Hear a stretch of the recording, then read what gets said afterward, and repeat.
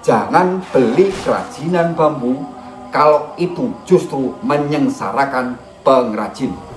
Halo, ketemu lagi dengan Rianto, masih di Bambu Tresno. Kali ini saya akan membahas tentang HPP produk box hampers jinjing ini. Harga pokok produksinya berapa? Dan nanti kita akan tahu berapa upah yang didapatkan oleh pengrajin. Nah, mari kita awali dari ini. Ini wengku ini. Ini 1, 2, 3, ada 4 wengku. Nah, wengku ini harganya adalah per satu bijinya adalah Rp900. Coba kita lihat ya.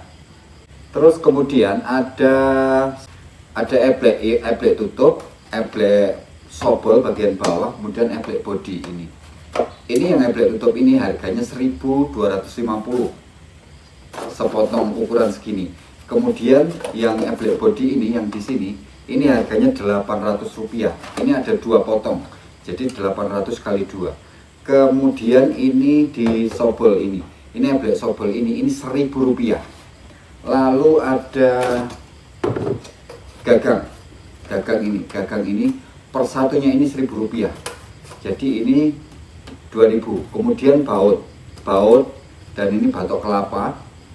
Ini ada 1, 2, 3, 4 baut ini per satunya 250. Jadi total itu Rp1.000. Kemudian di sisi ini namanya pembatas. Kalau kita mengatakan ini adalah trenjel di bagian luar sini ada 4, di bagian dalam ada 4, kemudian di tengah ini ada 4, kemudian di dalam ini ada 4 juga, di belakang ini juga ada 4. Nah, untuk trenjel ini totalnya membutuhkan dana Rp2.000. Nah, coba kita lihat berapa total dari HPP produk ini. Nah, kita sudah sampai di trenjel tadi ya. Di trenjel itu harganya Rp2.000 totalnya. Ada 5 titik, 1, 2, 3, 4, 5 titik. Per satu titiknya per ini Rp400. Jadi per satu ini Rp100. Jadi totalnya Rp400. Jadi total Rp2.000. Kemudian palang ini dan ini palang di sini pendek ini, di sini juga itu per satunya Rp200. Jadi total Rp600. Kemudian lem kita pakai lem Korea yang kecil. Sebentar.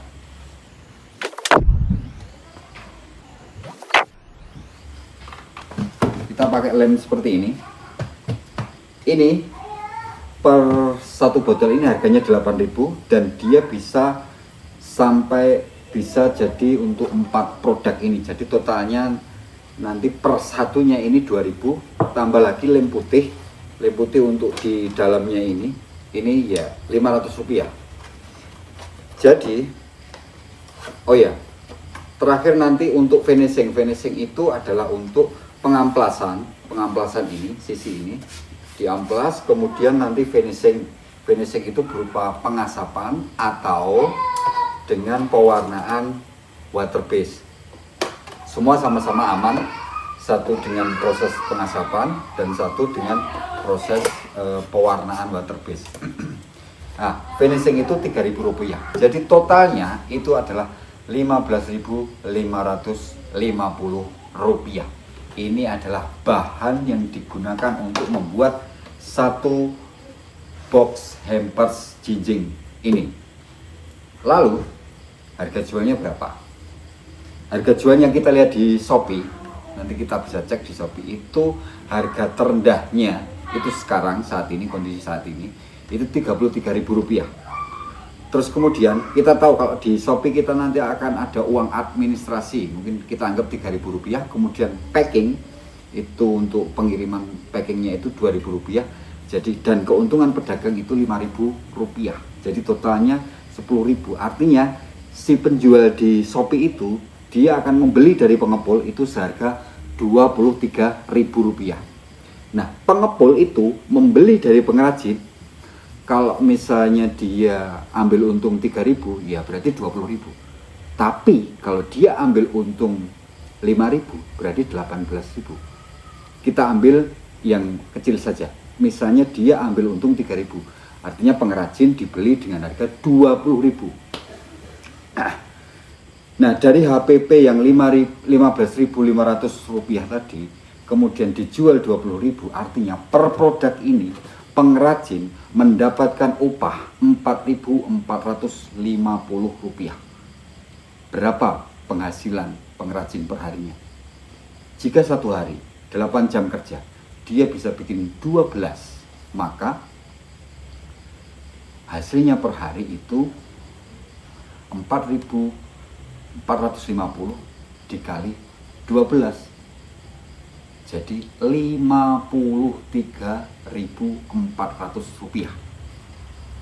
Pertanyaan, kalau kemudian kemampuan skill pengrajin bambu yang tidak semua orang bisa, tidak semua makhluk yang namanya manusia ini bisa membuat kerajinan bambu, dan dalam kerja satu hari dia hanya mendapatkan upah 53.000. Pertanyaannya, sama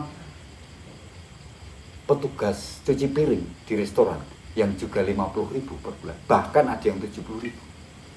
Kira-kira menurut pendapat teman-teman seperti apa? Tulis di kolom komentar, sepakat apakah memang ya pengrajin seperti itu, ataukah memang seharusnya pengrajin dapat penghasilan lebih layak.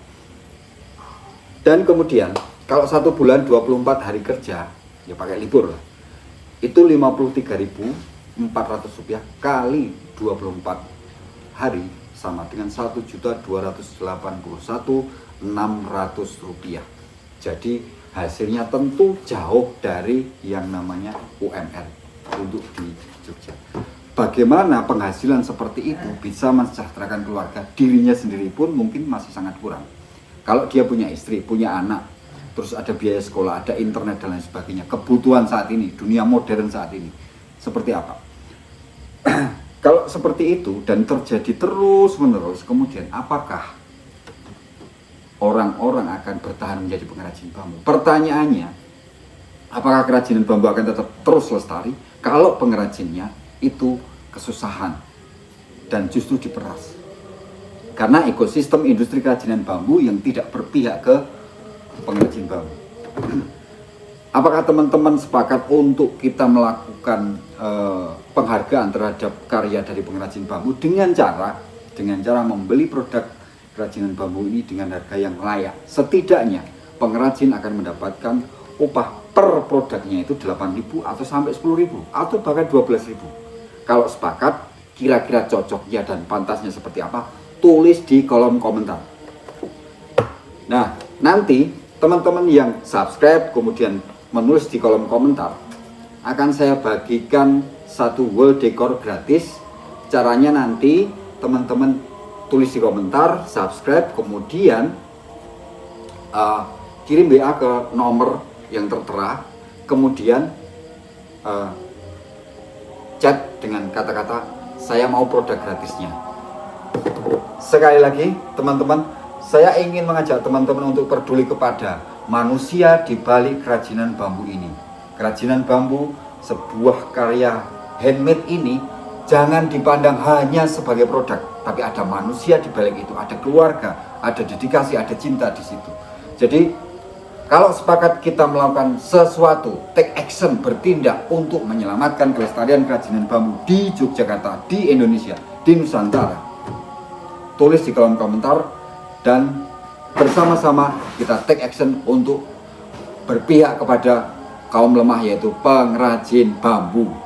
Jangan, pesan saya, jangan beli kerajinan bambu kalau itu justru menyengsarakan pengrajin. Belilah kerajinan bambu dengan harga yang layak. Salam, peace.